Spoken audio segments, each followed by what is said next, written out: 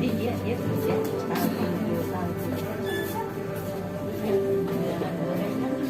Tadinya aku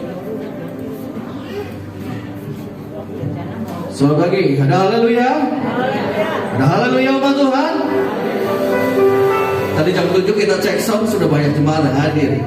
Saya tawarkan sama Bapak Ibu, kita mulai aja sekarang gimana? Mereka, ayo.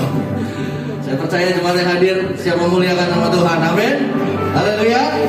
Boleh lambaikan tangannya. Kalau Natal bilang selamat Natal, kalau Paskah bilang selamat Paskah. Tapi kalau kenaikan bilang kanan kirinya, kamu sudah menang. Boleh? Kasih tahu kanan kirinya, kamu sudah menang. Kamu sudah menang karena Yesus menang terlebih dahulu. Haleluya. Naik jadi raja.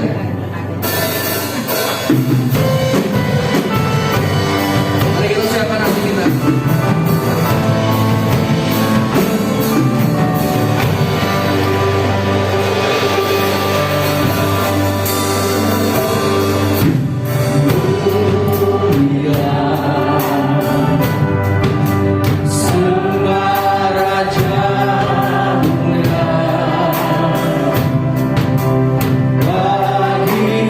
Yesus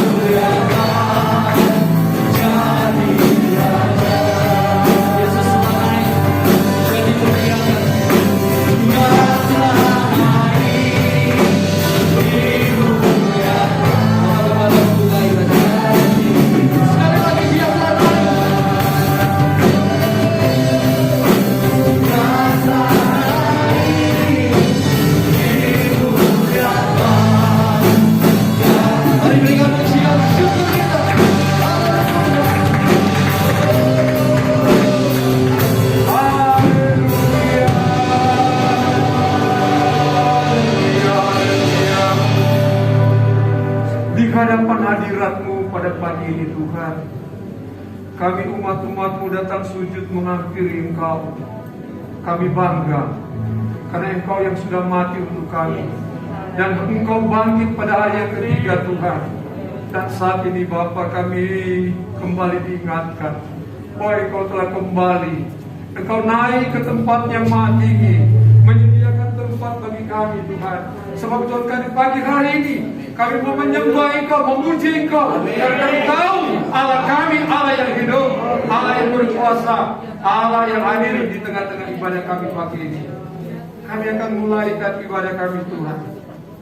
Kami menyerahkan seluruh pelayan-pelayan, kami menyerahkan seluruh kami semua yang hadir pada pagi hari ini, dikudusi, diurapi oleh kuasa Roh Kudus-Mu, sehingga kami boleh bersuka cita pagi ini bersama dengan Engkau. Terima kasih Bapa, segala bentuk intimidasi kuasa-kuasa yang lain yang bukan datang dari Tuhan yang coba mengganggu kami, untuk kami tidak fokus menyembah, memuji Engkau, mendengarkan firman-Mu, kami patahkan itu dalam nama Yesus, dan kami tabiskan kematian pagi ini Tuhan, hanya di dalam nama Bapa, Putra, dan Roh Kudus, yaitu Tuhan Yesus Kristus. Setiap kita yang siap memuji Tuhan berkata, Siapa memuji dan menyembah Tuhan, amin. Tetap bagi berdiri, karena waktu kita gak banyak. Siap sambut raja kita, amin. Haleluya.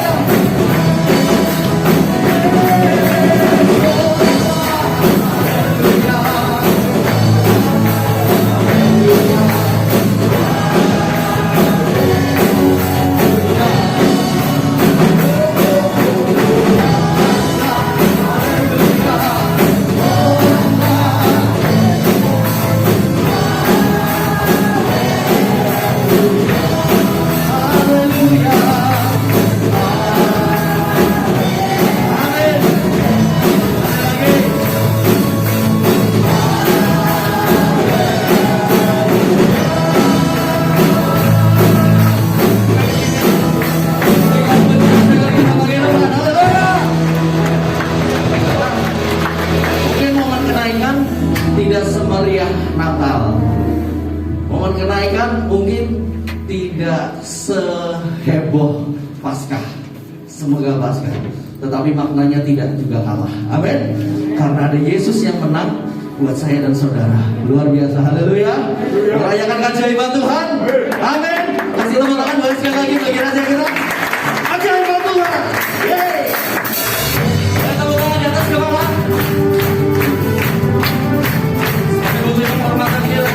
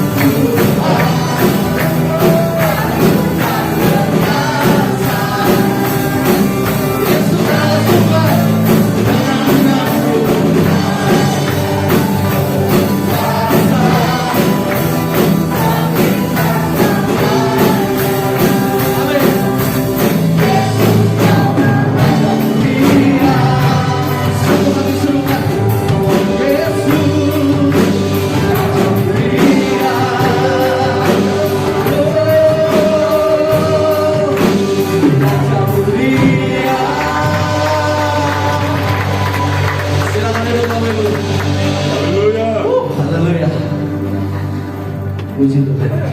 Kemenangan Yesus di atas kayu salib dan menjadi raja tentunya tidak berarti ketika kita juga tidak menang. Dan hari-hari ini saya selalu diingatkan bahwa kemenangan itu bukan sekedar Yesus yang menang, tapi bagaimana menaklukkan hidup kita, pikiran kita, hati kita, perkataan kita sehingga menjadi berkat. Amin. Haleluya. Bapak Ibu, jangan sudah Yesus yang menang, tapi kita yang juga harus menang. Amin. Satu lagu membawa kita pada benar firman Tuhan.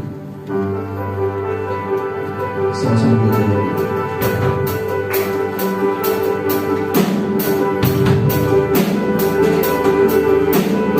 Kita akan berubahkan kemuliaan dan kemuliaan-Mu. Imam besar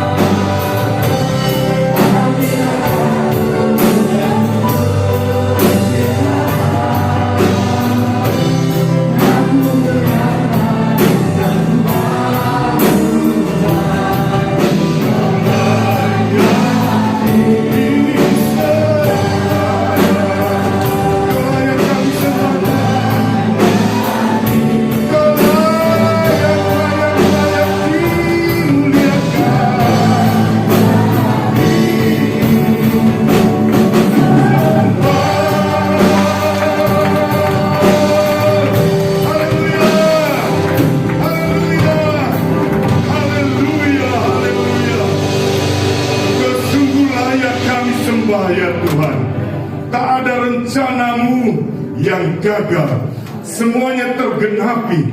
Bahkan saat ini kami memperingati hari di mana Engkau Tuhan mempersiapkan tempat buat kami, rumah yang akan kami diami bersama dengan Engkau ya Tuhan.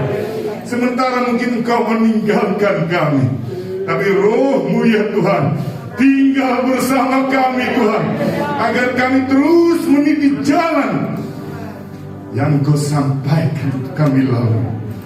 Bersama Roh-Mu Tuhan kami akan mampu jalani dunia yang gelap, kami menjadi terang. Jalani dunia yang semakin tawar, Engkau rasa Kristus ada dalam hidup kami, sehingga kami menjadi jawaban bagi dunia ini Tuhan. Firman-Mu kembali menggarami kami Tuhan, Firman-Mu kembali menyemangati kami Tuhan. Roh Kudus membantu kami dalam setiap kelemahan kami. Terima kasih Bapa. Kami akan meletakkan persembahan, kami serahkan pemberitaan firman-Mu Tuhan, dan kami sambut hanya di dalam nama-Mu Tuhan Yesus Kristus, Allah yang hidup, yang naik dan dimuliakan. Haleluya, amin. Puji Tuhan, berikan kesempatan memberikan persembahan yang pertama sambil kita naikkan pujian. Sebab Dia hidup, ada hari esok.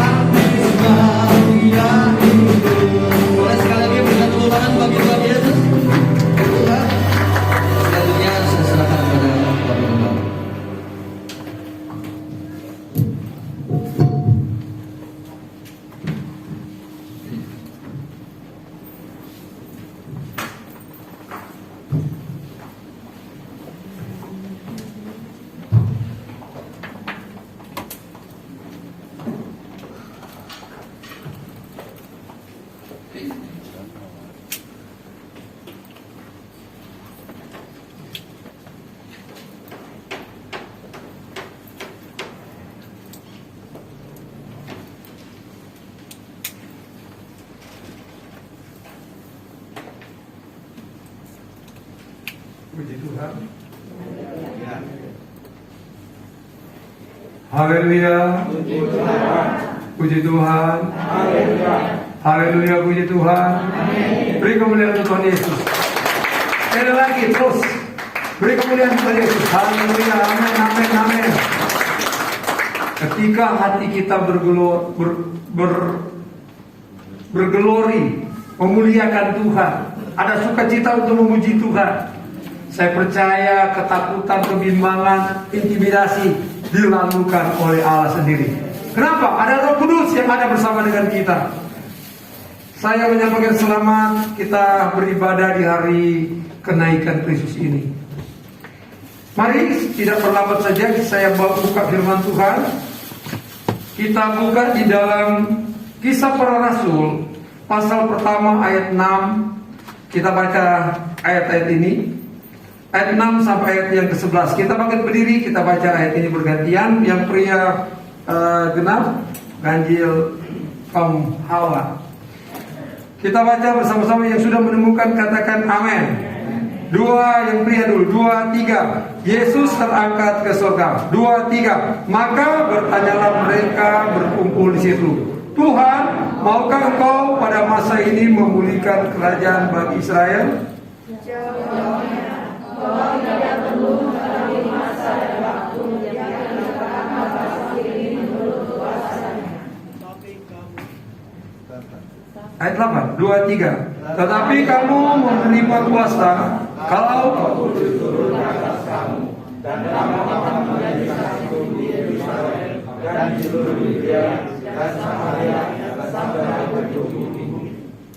Sesudah Ia mengatakan demikian, maka terjadi sesat mereka dan Allah menutupnya dari pandangan mereka. 10. Ketika Mereka sedang menatap ke langit, waktu Ia naik itu, tiba-tiba terlihat 2 orang yang berkata di dekat mereka. Dan berkata kepada mereka, hai orang-orang Galilea, mengapa kamu berdiri melihat ke langit? Yesus ini yang terangkat ke surga dan kata kamu akan datang kembali dengan cara yang sama seperti kamu melihat Dia di atas surga. puji Tuhan, silakan duduk. Tuhan Yesus memberkati. Saya percaya semua kita diberkati Tuhan pada pagi hari ini. Amin. Baik ada di dalam, di balkon maupun yang ada di tenda. Semua kita diberkati Tuhan. Kenapa? Karena kita boleh ada, kita boleh sehat, kita boleh diberi kesempatan. Ini berarti kita diberkati Tuhan. Amin, saudara. Haleluya. Kita lihat di sini, saudara. Sebelum dia naik ke surga, dia menyelesaikan tugasnya yang dikembangkan bapaknya kepada anaknya. Dia harus datang ke dalam dunia ini. Dia menghampakan diri, menjadi manusia, kata firman Tuhan. Lahir di kandang yang hina, ditolak, dan dia harus mati untuk saya dan saudara. Supaya penebusannya itu, dia mati untuk penebusannya, yaitu pelanggaran dosa kita semua. Dia harus menderita, dia harus dipaku, dia harus dimahkotai duri, dan dia harus mati dengan terhina, disalib. Pada zaman itu sebuah penghinaan. Dan itu dia lakukan itu karena apa? Dia mengasihi umat ciptaannya yang serupa dengan segambarnya, kata firman Tuhan Kejadian. Saya dan saudara adalah gambar-gambarnya Allah. Amin. Coba lihat kiri kanan, saudara. Gambar, katakan, kamu gambarnya Allah. Amin. Ketika itu gambar mau dirusak oleh si kuasa kegelapan, Tuhan atau Bapa kita tidak mau, sehingga Dia harus memberikan anaknya itu untuk menjadi penebusan itu. Dan kita lihat Dia mati. Dan Alkitab katakan, karena Dia Tuhan, Dia bangkit. Amin. Allah kita bukan Allah yang mati, setuju? Karena Alkitab katakan, Dia bangkit pada hari sesuai dengan nubuatan. Dia bangkit hari yang ketiga. Dan ketika Dia bangkit, Kita bersyukur bahwa Allah kita memang Allah yang hidup. Dan Allah membuktikan bahwa dia bangkit 40 hari. Kata kita, dia menampakkan diri, membuktikan ini saya. Untuk apa dia menyampaikan itu? Supaya firman Allah, kebenaran Allah yang sudah disampaikan itu meneguhkan mereka yang tadi, yang berpikir bahwa guru ini, Yesus ini yang akan memulihkan orang-orang Israel, memerdekakan mereka, membebaskan mereka dari segala ancaman yang ada di dunia ini, dan mereka akan menjadi orang yang diberkati. Mereka tahu itu seperti itu. Sehingga ketika Yesus mati, kehilangan pegangan. Tapi mereka lupa kebenaran-kebenaran yang Yesus sudah ajarkan kepada mereka. Maka Yesus harus menampakkan diri 40 hari. Sebelum itu Yesus berkata di dalam kisah ini, di dalam Lukas juga sama, kepada murid-murid, jangan tinggalkan Yerusalem. Tinggallah di Yerusalem, nantikanlah janji Bapa itu. Amin, saudara. Ketika mereka merasa takut, ketika mereka kehilangan pegangan hidup, ketika mereka takut dengan masa depan mereka, Yesus Tuhan sudah siapkan. Tunggu di Yerusalem, sehingga engkau akan dipenuhi, engkau akan menerima janji Allah itu. Apa janji Allah itu? Dia boleh pergi secara fisik, dia boleh tinggalkan murid-murid dan pengikutnya secara fisik. Mereka melihat dia naik ke surga. Di Galilea disaksikan di Bukit Zaitun oleh orang-orang Galilea, melihat dia dengan nyata. Dan Alkitab katakan, saudara, dia ingin membuktikan janjinya, kebenaran itu, bahwa mereka tidak sendirian, mereka tidak yatim piatu, mereka tidak akan kehilangan pegangan ketika mereka tahu ada janji yang Tuhan berikan kepada mereka, yaitu firman Tuhan berkata, tinggallah, tunggulah, carilah di Yerusalem, carilah di Yerusalem yang Tuhan sudah janjikan itu, tunggu di sana. Apa itu? Yaitu penolong yang akan menolong pribadimu, penolong yang akan menolong keluargamu, penolong yang akan menolong masa depanmu, pekerjaanmu, penolong yang akan menolong ketika engkau ada di dalam intimidasi, penolong yang akan menolong ketika engkau ada peperangan yang engkau tidak mengerti peperangan itu. Tapi ketika dia ada bersama dengan engkau, yaitu Roh Kudus, yang Yesus katakan tunggu di Yerusalem. Sebelum dia naik, dia menyampaikan itu, dan ketika itu dia naik, dan mereka, Alkitab katakan, mereka kembali kurang lebih sepekan. Mereka kembali ke Yerusalem, menantikan, dan terjadilah peristiwa Lot di Yerusalem. Mereka dijamah. Saya percaya semua kita mau dijamah oleh Tuhan, rindu dijamah oleh Tuhan, amin.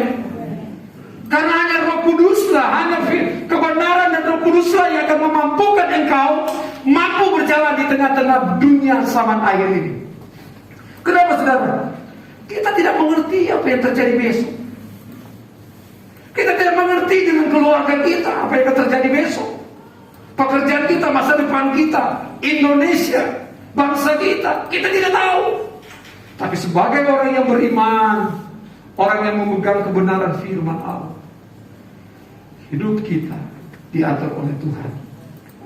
Dan kita tahu pasti bahwa Yesus yang sudah berjanji ya dan amin, bahwa kita ada di zaman akhir ini. Maka tidak bosan-bosannya kita mendengar, atau sering kita mendengar di mimbar-mimbar pelayanan, waktunya sudah dekat. Kenapa itu diingatkan oleh Tuhan? Waktu sudah singkat. Karena manusia itu cenderung, saudara, sejak diciptakan manusia awal, Adam dan Hawa, kita lihat manusia itu penuh dengan kelemahan dan kekurangan. Mudah terjebak dengan rayuan, dengan kata-kata, dengan ucapan, dengan penampilan. Kita seringkali terjebak seperti itu, saudara. Tapi ketika kita punya Roh Kudus, Roh Kudus ini akan menolong kita. Amin. Dan dia katakan, kita baca ayat yang ke-11 jadi perenungan kita pagi hari ini. Dalam pembacaan kita baca bersama-sama ayat yang 11.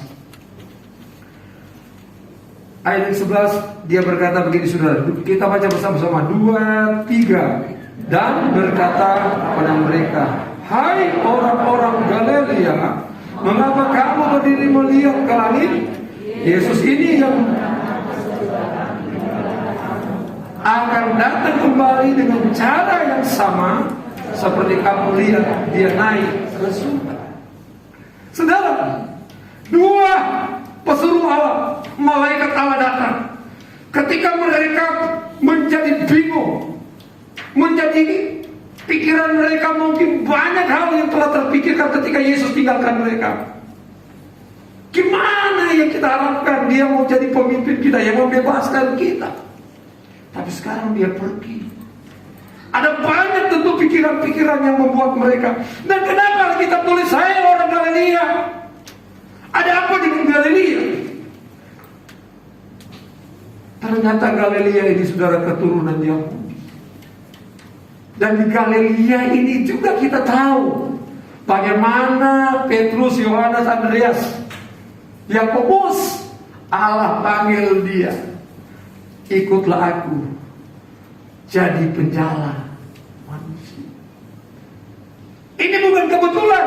Yesus naik, dia kembalikan panggilan kepada murid-murid bahwa mereka dipanggil untuk menjadi penjala manusia. Amin, saudara. Dia naik, tapi tugas, tanggung jawab, amanat agung itu harus dikerjakan oleh orang yang percaya kepada Yesus. Yang setuju katakan amin. Di mana tanggung jawab kita? Rupanya itu yang Tuhan katakan.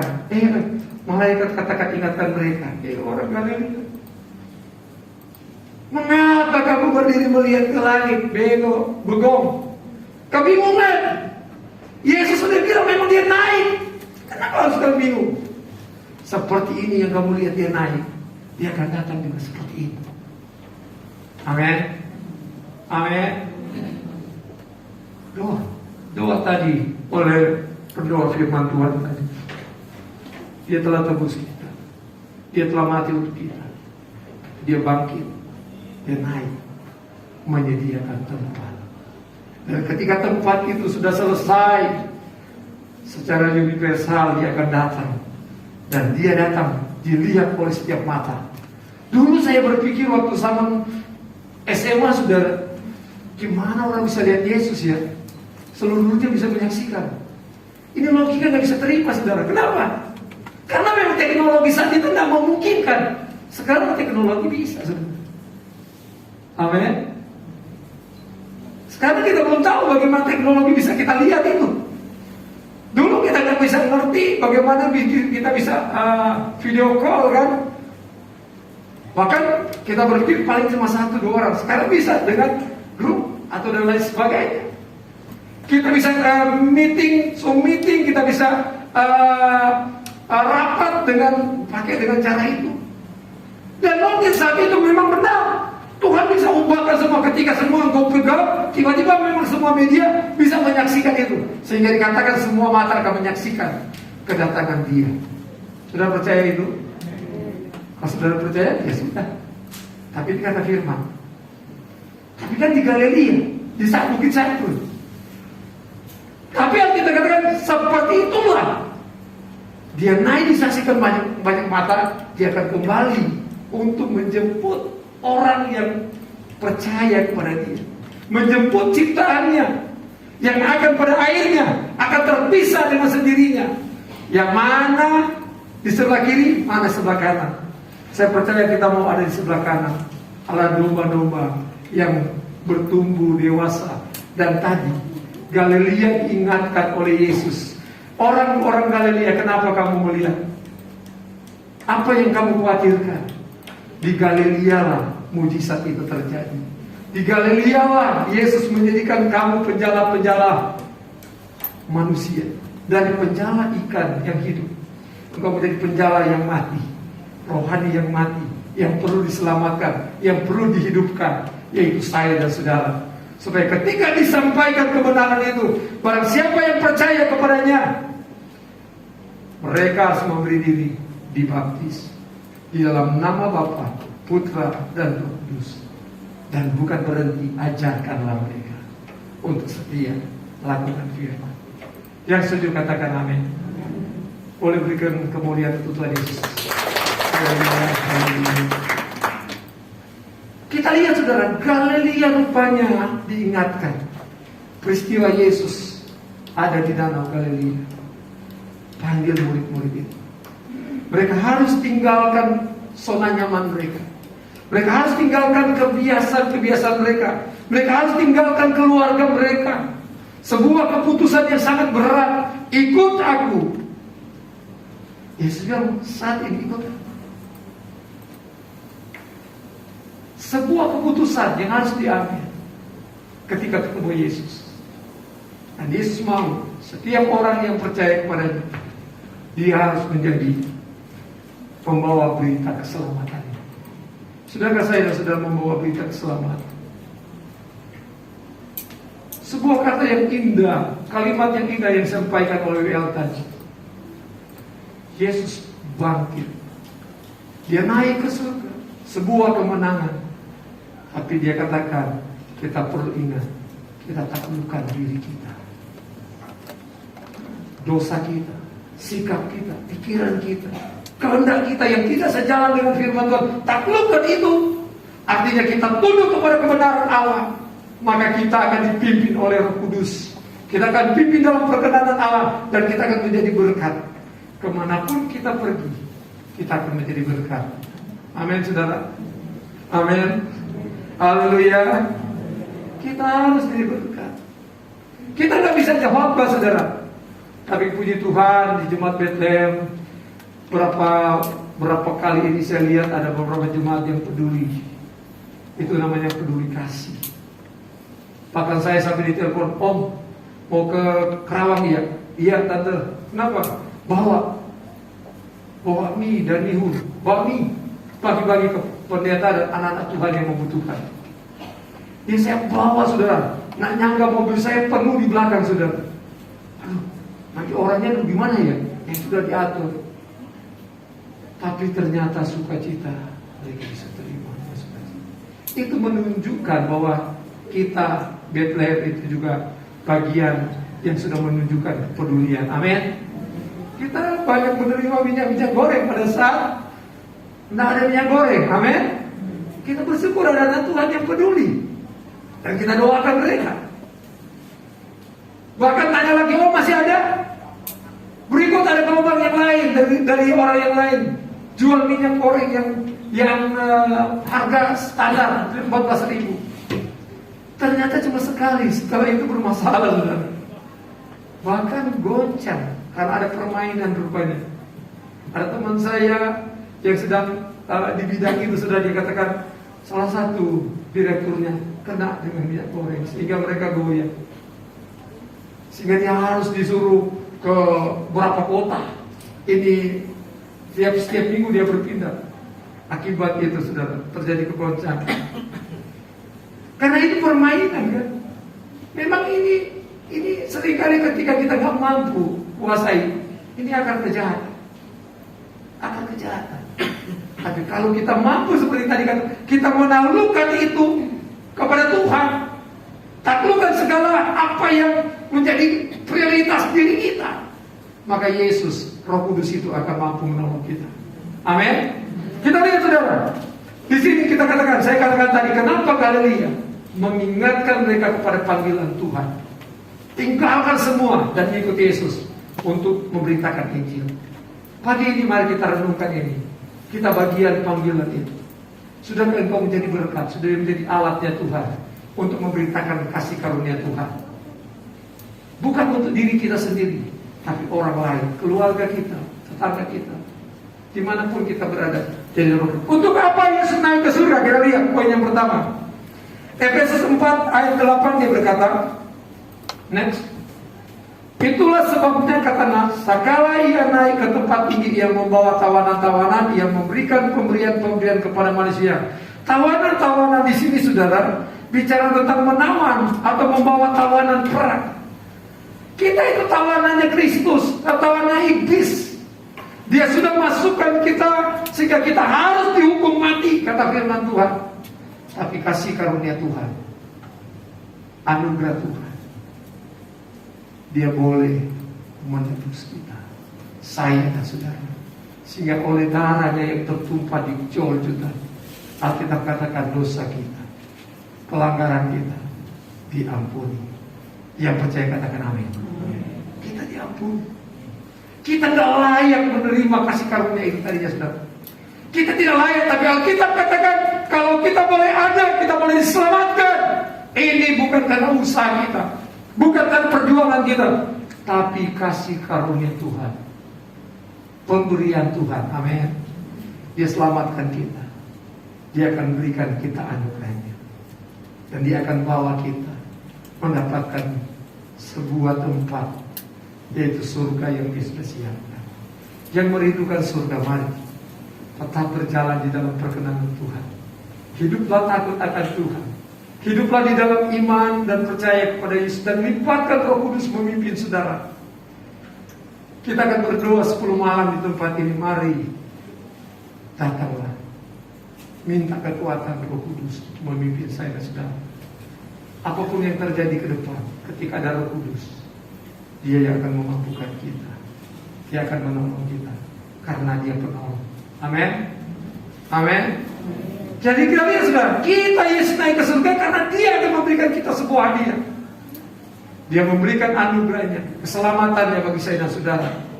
Jadi kita lihat, saudara, ketika kami jelaskan Yohanes 14 ayat 3, Dia siapkan rumah yang indah buat saya dan saudara. Tapi jangan bilang ke Tuhan, Tuhan rumah saya sudah selesai dulu. Jangan dulu, biar selesainya sama-sama. Amin. Tuhan datang kedua kali sebagai hakim yang adil. Semua sudah selesai. Semua sudah selesai. Jangan, Tuhan saya sudah selesai enggak? Ya dulu Tuhan bilang kamu harus jadi berkat dulu di Bethlehem. Amin. Menangkan jiwa untuk Kristus, menangkan keluargamu untuk Kristus, menangkan rekan-rekanmu untuk Kristus. Dengan kehidupan kita menjadi berkat, orang lain melihat engkau menjadi berkat, menjadi contoh, maka engkau sudah menangkan dia untuk Kristus. Amin. Amin. Tapi jangan engkau menjadi sesuatu yang menyakitkan buat keluarga, buat teman-teman. Itu tandanya engkau harus bertobat pagi hari. Kalau mau mendapatkan hadiah, mendapatkan pemberian dari Kristus, karena Dia akan memberikan itu bagi mereka yang setia kepada Tuhan. Yang kedua, Yesus naik ke surga untuk apa? Kisah Rasul pasal 2 ayat 33. Dan sesudah Ia ditinggikan oleh tangan kanan Allah dan menerima Roh Kudus yang dijanjikan itu, maka dicurahkannya apa yang kamu lihat dan dengar di sini. Peristiwa loteng Yerusalem, peristiwa karena Yesus mengenapi janji Tuhan, janji Bapaknya. Dia mati untuk saya dan saudara, dan Dia menjanjikan Dia akan memberikan janji Bapa. Saudara mau menerima janji Bapa itu? Amin. Kalau kau yang sudah menerima, mari terus hidupkan itu dalam hidupmu. Terus engkau pelihara itu dalam hidupmu. Tapi seringkali ketika engkau sendiri, memang seringkali iblis bisa mendekat kita. Tapi ketika engkau tetap bersekutu bersama-sama, engkau datang dalam doa 10 malam itu, kita seperti HP itu dicas baterainya. Udah mau lowbat, ketika dicas kembali, dia segar, saudara. Dia bisa tahan. Kenapa? Kekuatan rekan-rekan kita. Alkitab katakan 2-3 orang sepakat, ada mujizat terjadi. Amin. Kalau sendirian memang kita kuat. Iblis saja, Yesus saja digodain iblis 40 hari berpuasa, setelah itu digodain kan? Apalagi kita manusia biasa. Tapi ketika kita tetap punya komunitas yang saling menguatkan, maka kita lihat di sini sudah Allah yang sudah mengutus, atau Yesus yang sudah mengutus Roh Kudus itu, Dia yang akan menolong kita. Minta dia penuhi kita, minta dia tuntun kita, minta dia terus tinggal dalam baiknya yang kudus, kata Korintus, yaitu dalam hidup kita. Sehingga dia memimpin kita. Firman dan Roh Kudus itu akan membawa kita menjadi berkat, menjadi pembawa berita keselamatan itu kepada orang lain. Dan kita lihat saudara, dia memutus karena dia sudah janjikan dalam ayat 8, tetapi kamu akan menerima kuasa kalau Roh Kudus turun ke atas kamu. Kamu akan menjadi saksiku di Yerusalem. Jadi tujuan Roh Kudus diberikan kepada kita untuk jadi berkat, jadi saksi. Amin. Bukan untuk gaya-gayaan, bukan, untuk jadi berkat. Dan itu engkau akan dapat ketika engkau tinggal di Yerusalem. Kau harus memiliki kehidupan yang damai dengan Tuhan. Pengampunan, minta kesucian dari Tuhan, dia lawati engkau. Dia curahkan pengurapan yang baru kepada saya dan saudara. Dan dia akan tuntun kita. Kita hidup di dalam pimpinan kuasa Roh Kudus. Haleluya, haleluya. Amin. Amin saudara. Ketika engkau ada di dalam perkenanan Tuhan tadi, maka kita lihat poin yang ketiga, dia naik ke surga. Pertama, dia akan memberikan kita hadiah, pemberian-pemberian. Yang kedua, dia akan memberikan kita Roh Kudus. Dia akan memutus Roh Kudus itu menjadi milik saya dan saudara. Hidup di dalam diri saudara, tinggal di dalam dirimu dan saya. Dan yang ketiga, bukan sekedar dia tinggal menjadi tidak berdaya, tapi dia menjadi pembela dalam hidup kita. Kita baca ayat ini saudara, Roma 8 ayat yang ke-34, baca bersama-sama. 2, 3. Kristus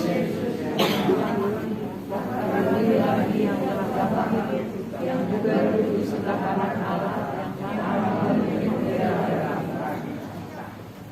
amin saudara. Dia dikatakan Kristus Yesus telah mati, bahkan lagi yang telah bangkit juga duduk di sebelah kanan Allah. Dia ada bersama dengan Allah.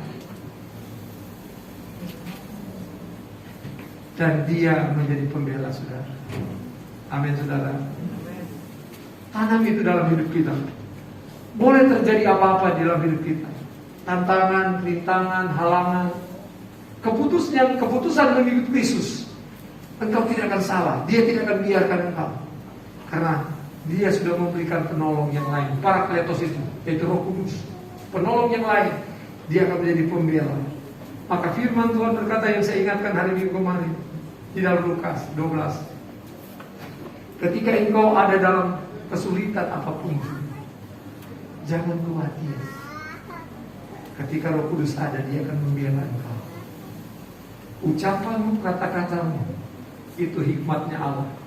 Sehingga orang yang ada di depanmu, orang yang ada di lawanmu, dia akan terbungkam. Kenapa? Kuasa hadirat Allah itu, hikmat Allah itu tidak bisa dipahami dan dimengerti oleh manusia biasa. Amin saudara. Dia akan takluk. Sebagaimana perkataan Yesus kepada saat dia ada mau disalibkan, dia dibawa dengan perkataan hikmat. Semua orang bisa diam. Tapi dasar harus dia mati disalibkan. Kalau Yesus nak mati kan enggak jadi, kita diampuni. Memang harus mati. Yudas memang sudah diatur. Siapa yang menjadi Yudas? Tidak ada tadinya. Tapi ketika kita mau jadi Yudas, itu sepakai jual Yesus. Dan kita juga di zaman terakhir hati-hati. Jangan sampai ada Yudas-Yudas yang terakhir yang dipakai oleh iblis untuk menghancurkan pelayanan. Tapi kalau itu Tuhan berkenan, itu akan terjadi. Tapi pekerjaan Tuhan tetap berjalan sesuai dengan rencana Tuhan. Yesus bisa dijual, dan itu memang harus jadi seperti itu supaya dia bisa disalibkan, supaya bisa menebus saya dan saudara. Tapi orang yang dipakai itu orang yang tadi yang mau biarkan iblis mengintimidasi, dan akhirnya dia menyesal. Penyesalan terakhir itu tidak membuat kita kebaikan. Tapi hari ini saat engkau ambil keputusan, itu yang perlu kita renungkan. Yang keempat saudara, 1 Yohanes 2 ayat 1 katakan, kita baca bersama-sama. Jeki baca, Jeki baca dulu. 1 Yohanes 2 ayat 1. Anak-anakku, hal ini kutuliskan kepada kamu supaya kamu jangan berbuat dosa dan Dan jika seorang berbuat dosa, kita mempunyai seorang pengantara pada Bapa, yaitu Yesus Kristus yang adil. Oke, saudara jangan dibalik. Kita kan boleh berbuat dosa karena ada pengantara kita yang akan mengampuni kita. Jangan dibalik ya. Jangan berbuat dosa. Itu jangan sama sekali. Tapi kalau kita tadi sudah berlaku baik, sudah berlaku benar, tapi kita manusia seringkali bisa saja dikerjain oleh iblis. Itu namanya tak disengaja, tidak direncanakan. Tapi ada dosa yang disengaja, saudara. Udah tahu-tahu itu berbahaya, kita masuk ke sana. Udah tahu-tahu itu dosa, kita cemplungkan diri kita di sana. Kita udah tahu bahwa ini gak boleh, kita lakukan itu. Artinya saudara yang sengaja, amin. Tapi Tuhan katakan sini, ayat ini katakan, supaya kamu jangan berbuat dosa lagi. Tapi kalau kita sampai akhirnya tidak sadar melakukan hal yang berdosa, ada pengantara kita. Dia yang akan membawa kita, doa kita, dan kita akan diampuni oleh Tuhan. Amin. Amin. Kalau hari ini kau hidup dengan banyak pergumulan, dengan banyak persoalan, mungkin poin ini kau boleh tanya dalam dirimu, Tuhan, kenapa saya seperti ini? Jangan-jangan saya ada perbuatan yang tidak berkenan kepada Tuhan yang saya tidak sadar, Tuhan. Mari Roh Kudus ingatkan saya, Roh Kudus bawa saya supaya saya bisa datang di kaki-Mu, Tuhan. Ampuni saya, supaya saya dipulihkan rumah tanggaku, saya dipulihkan pribadiku, masa depanku. Karena Allah berfirman, kalau kita bersama dengan Dia, carilah dahulu kerajaan Allah dan kebenarannya, maka kita harus klaim janji Tuhan ini. Tuhan, Engkau pemelihara yang setia. Kau tidak akan membiarkan aku menjadi orang yang berminta-minta, orang yang menjadi cibiran tetangga saya, Tuhan. Karena saya seperti ini tak berdaya. Tapi ketika engkau hidup berkenan kepada Tuhan, Tuhan katakan Dia jadikan kita apa, saudara? Kepala, bukan ekor. Amin. Amin. Haleluya. Bukan jadikan ekor. Yang terakhir, saudara, yang kelima. Yang kelima, yang pertama tadi, Dia memberikan kita pemberian, Dia mengutus Roh Kudus, Dia menjadi pembela kita, Dia menjadi pengantara kita. Dan yang terakhir, Dia dalam Efesus 1 ayat 20 dan 22. Kita baca ayat ini sebagai ayat yang terakhir. Saya undang Musti ke depan. Saudara persiapkan. Kita baca bersama-sama ayat ini dalam Efesus 1 ayat 20 sampai 22. 2, 3. Yang dikerjakannya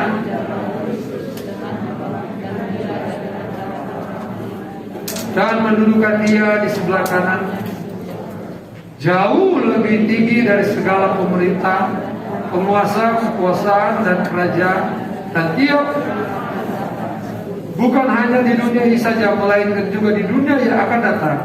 Dan segala sesuatu yang telah diletakkannya di bawah kaki Kristus, Dia telah diberikannya kepadanya jemaat sebagai kepala dari segala yang ada. Tidak akan ada yang melebihi Kristus, kata firman, kata Paulus kepada jemaat yang ada di Kristus. Dia menjadi kepala. Poin yang kelima yang terakhir, menjalankan perannya sebagai kepala dalam jemaat. Dia kepala. Saya dan saudara bagian dari tubuh Kristus. Amin. Yang akan saling melengkapi satu dengan yang lain. Mungkin kita berperan sepenuhnya sebagaimana Engkau berkati kami pada pagi hari ini. Terima kasih Tuhan. Kami mengucap syukur dalam nama Tuhan Yesus Kristus. Haleluya, haleluya. Jemaat yang menjadi tebusan darah Kristus. Haleluya. Ulanglah. Ulanglah, bawalah berkat damai sejahtera dari Allah Bapa, cinta kasih dari Tuhan Yesus Kristus, serta persekutuan, penghiburan, kekuatan dari Roh Kudus memimpin, menyertai saya dan saudara mulai pagi hari ini sampai Maranatha Tuhan Yesus datang kali yang kedua. Di dalam nama Tuhan Yesus, setiap kita yang sudah diberkati berkata, mari naikkan pujian sekali lagi.